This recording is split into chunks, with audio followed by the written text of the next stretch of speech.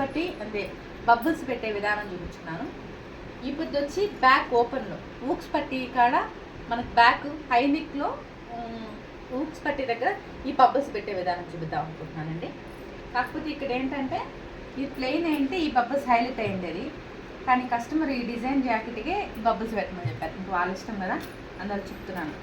చూడండి ఇట్లాగా సింగిల్ పాదం వేసుకొని నేను చాలా వీడియోస్లో చెప్తున్నాను సింగిల్ పాదంతో బబుల్స్ పెట్టేది.